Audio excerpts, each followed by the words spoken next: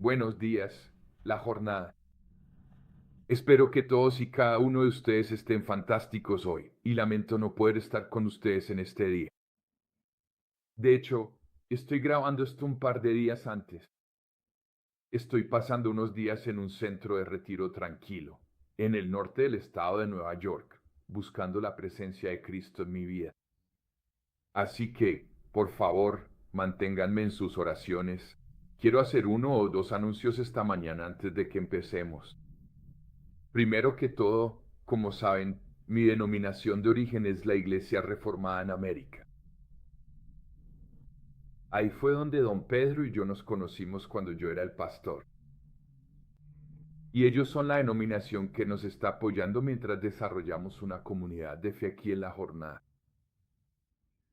Y este pasado martes tomaron una votación oficial para reconocer a la comunidad La Jornada como una oficial. Una nueva iglesia oficial dentro de su denominación. ¿Qué significa esto para nosotros? Bueno, significa que tenemos una familia que puede apoyarnos. Podemos recibir un poco de ayuda financiera mientras empezamos a construir nuestra comunidad y nuestros programas, y realmente nos da un sello de reconocimiento, por decirlo así, por el trabajo que todos ustedes han estado haciendo y por el hecho de que se han estado reuniendo aquí semana tras semana. Así que esperamos con ansia los próximos 6 meses mientras tomamos este nuevo estatus como iglesia joven y empezamos a construir sobre la base que tenemos. Así que gracias por eso y manténganos en sus oraciones. Durante las próximas semanas vamos a celebrar el Domingo de Ramos el 29 y el 5 vamos a celebrar la Pascua. Así que el próximo domingo un amigo mío estará aquí para predicar, tanto él como su esposa, Billy Lina Nasek, y Felipe estará aquí para interpretar para ellos. Y luego, el domingo de Pascua, el pastor Pedro Agudelo estará aquí para predicar. Y luego, el domingo siguiente, estaré de regreso con ustedes en persona. Así que eso es fantástico. Este es el día que hizo el Señor. Alegrémonos y regocijémonos en Él. Por favor, oren conmigo. Padre Celestial, gracias por reunirnos esta mañana, una vez más aquí en la jornada. Gracias por el amor y la gracia que nos das a cada uno de nosotros. Gracias por nuestra familia. Gracias por nuestros amigos. Gracias por todo el buen trabajo que se realiza en este lugar. Y oramos para que tu Espíritu esté con nosotros ahora mientras nos dirigimos a tu palabra. Mientras buscamos tu voluntad en nuestras vidas. En el nombre de Jesús. Amén. Bueno, espero que ya hayan leído nuestro pasaje bíblico de hoy, que viene de Juan 9. Y es una historia maravillosa sobre un hombre que nació ciego. Jesús se encuentra con este hombre y lo sana. Así que es una gran historia de sanación. Sanación, pero es mucho más que una historia de sanación. Así que vamos a profundizar en ella y veamos qué quiere Jesús que aprendamos hoy en nuestra propia vida espiritual. ¿Qué les parece si hablamos sobre el pecado? Sí, siempre es un buen tema para conversar, ¿no? Saben, tengo un nieto que acaba de cumplir 8 años. Se llama Jot y Jot está jugando baloncesto. Así que ha sido divertido ir los sábados a verlo jugar baloncesto. Ahora, en esta pequeña liga de baloncesto, hay un par de árbitros, normalmente muchachos jóvenes, adolescentes o estudiantes universitarios que contratan para arbitrar estos partidos de baloncesto que juegan estos niños de 8 años. Y recuerdo la primera semana que fuimos a verlos jugar, y cada vez que uno de estos niños pequeños agarraba el balón y luego empezaba a driblar de nuevo, sonaba el silbato y tenían que entregar el balón porque estaban haciendo doble drible, o caminando, o lo que sea. Y realmente eso detenía el juego y le quitaba la alegría a todos estos jóvenes jugadores. Así que eventualmente se dieron cuenta de que estos niños no tienen la capacidad de driblar todo el tiempo, así que mejor tomémoslo con calma con ellos. Y fue divertido ver cómo su juego empezó a tomar forma después de eso. Todavía había reglas dentro de lo razonable, pero las reglas estaban ahí para que el juego siguiera y para mantener las cosas justas, no para castigar a las personas por cosas que no podían hacer. Así que hablemos del pecado. Jesús se encuentra con este hombre ciego y sus discípulos le hacen una pregunta muy interesante. Rabí, ¿quién pecó, este hombre o sus padres, para que haya nacido ciego? Vaya pregunta. ¿Cuántas veces nos hacemos esa pregunta? ¿Sabes que está mal en mi vida? Hice algo malo. Por eso es que no tengo plata. Hice algo malo. Por eso es que se me está filtrando el agua en la plomería. Hice algo malo. Por eso es que mi hijo está enfermo. Dice, man, esta pregunta tiene muchas cosas mal, pero también es una pregunta muy natural. Creo que parte de nuestra idea de la vida es que la vida debería ser perfecta. Y sabemos que la vida no es perfecta. Y necesitamos encontrarle sentido a una vida que no es perfecta. Y entonces se nos ocurre esta idea de que si mi vida no es perfecta, debe ser porque hice algo mal. Este era un concepto muy importante para las personas que vivían en la época de Jesús. Quiero decir, ellos vivían en una época difícil. Roma era un lugar duro para vivir. Se suponía que eran el pueblo elegido de Dios, pero vivían como esclavos y necesitaban encontrarle sentido a sus vidas. Y cuando necesitamos encontrarle sentido a nuestras vidas, a veces lo único que puede tener sentido es si desarrollamos un concepto de lo correcto y lo incorrecto, blanco y negro, luz y oscuridad. Y si de alguna manera logramos descubrir cómo caminar por la línea, para que siempre estemos en la luz, siempre en lo correcto, nunca en la oscuridad, nunca en lo incorrecto, para que nuestra vida sea perfecta. Pero ¿qué pasa si llega la enfermedad, o si llega la bancarrota, o el divorcio, o criamos a un hijo que se vuelve homosexual y no sabemos cómo lidiar con eso? ¿Qué pasa? De inmediato decimos, ¿qué he hecho mal? Bueno, Jesús responde a esta pregunta. Dijo, este hombre no pecó, sus padres no pecaron, sino que existe para que Dios sea glorificado. Wow, wow. Si podemos observar nuestras vidas desde esa perspectiva, porque me están sucediendo estas cosas. Dale la vuelta a eso y di, ¿cómo puede Dios ser glorificado incluso en ti, mi sufrimiento?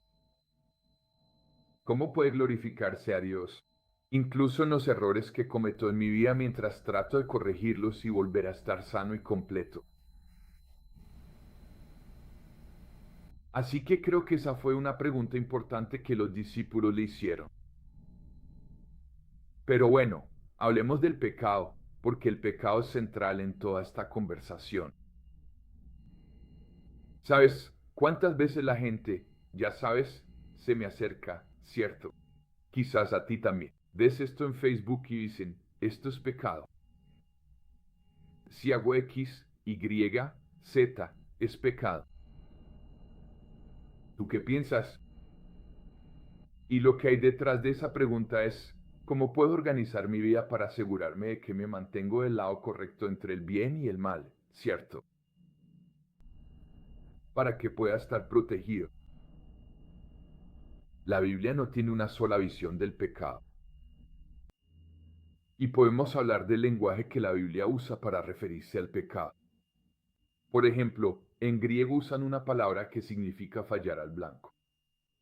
¿Sabes? Como si fueras un arquero y tratas de darle al blanco, pero tal vez no le das al centro o ni siquiera le das al objetivo. Esa es la palabra griega para pecado, que fallamos al blanco. Intentamos alcanzar la perfección, pero no lo logramos. Tratamos de darle gloria a Dios, pero no lo hacemos. Esa es más o menos la definición de la palabra que la Biblia usa para hablar del pecado. Pero quiero decirte esto, la palabra pecado no aparece en la Biblia tantas veces como pensamos. Y no hay una sola definición de lo que llamaríamos pecado. En la Biblia, vemos que se llama pecado cuando las personas son lastimadas. Si miras todo el Antiguo Testamento, Dios se preocupa por los pobres, las viudas y los huérfanos, y se asegura de que sean cuidados y no sean dañados, ¿cierto? El pecado es desobediencia. Cuando Dios dice, ve por este camino y tú vas por el otro, eso es desobediencia, ¿cierto? Es infidelidad. Cuando Dios nos llama a una relación y somos infieles a esa relación, eso es pecado. Eso es apartarse de Dios. Quizás es egoísmo, poner nuestros propios deseos por encima de los deseos de los demás, por encima de Dios. Quizás es deshonrar a las personas. Pero aquí está el asunto con el Evangelio de Juan. Para el Evangelio de Juan, el pecado es principalmente la incredulidad. Se trata de no creer o, en otras palabras, de no confiar en Dios. Así que toda esta historia sobre un hombre que nació ciego es casi como una parábola física, donde Jesús nos está enseñando lo que significa estar ciego y nos muestra que solo Él puede quitar nuestra ceguera. Entonces, si Juan cree que el pecado es la incredulidad, la fe es un par de cosas, ¿cierto? Número uno, creer es creer, ¿cierto? La palabra pisteo significa eso. Estoy convencido. Estoy convencido de que Jesús me ama. Estoy convencido de que Dios creó los cielos y la tierra. Estoy convencido de que Dios quiere restaurar su creación. Pero esa palabra, pisteo, también significa confiar. Confío en Dios para todas estas cosas. Y para agregar una capa aún más profunda, pisteo a menudo significa fidelidad. Y cuando Pablo usa la palabra, usualmente se refiere a la fidelidad de Jesús. Así que cuando empezamos a hablar de creer, realmente se trata de confiar en que Jesús es quien dice ser y que Él nos respalda. Estamos confiando en su fidelidad. Ahora, esta historia es interesante porque Jesús sana al hombre. De hecho, simplemente le pone lodo en los ojos y le dice que vaya a lavarse la cara en Siloé. Y él lo hace. Así que hay un poco de, podemos llamarlo obediencia, pero en realidad es una obediencia que confía. Así que Jesús, bueno, haré esto. Veamos qué pasa. Y su ceguera desaparece. Él se presenta ante los fariseos, quienes de inmediato piensan que esto es una estafa. Y si no es una estafa, entonces algo anda mal con Jesús. De hecho, los fariseos llaman pecador a Jesús. Dijeron, es un pecador porque hizo esto en el día de reposo. Así que los fariseos están tratando de señalar y decir que Jesús es un pecador. Y aún así, un fariseo señala y dice, ¿sabes? Un pecador no puede hacer las señales que Jesús ha hecho. No sé tú, pero yo pienso, pasamos demasiado tiempo en nuestras vidas señalando a otras personas y diciendo, eso es un pecado, eres un pecador, no eres justo, Dios está disgustado contigo. Cuando, en realidad, Dios solo nos está pidiendo que confiemos en Él y que cuidemos a los demás. Porque si podemos hacer las cosas que hace Jesús, entonces le estaremos dando gloria y el mundo no estará señalando y diciendo, ese es un pecador. Todos nacimos con algún tipo de ceguera, pero también nacimos con la luz del mundo dentro de nosotros y se necesita luz para poder ver. Solo Jesús puede quitar nuestra ceguera espiritual para que podamos confiar en Él y podamos encontrar cada día que la luz de Cristo elimine tu ceguera espiritual para que puedas confiar en Él y que no te preocupes tanto porque es pecado y que no lo es. Padre Celestial, gracias por el regalo de tu Hijo, Jesucristo, cuya muerte y resurrección, de alguna manera misteriosa, nos salva de la condenación eterna y la muerte eterna. Ayúdanos a dejar de señalarnos con el dedo a nosotros mismos y a los demás, señalando los pecados. Y quita la ceguera de nuestros ojos para que podamos ver a Jesús. Amén.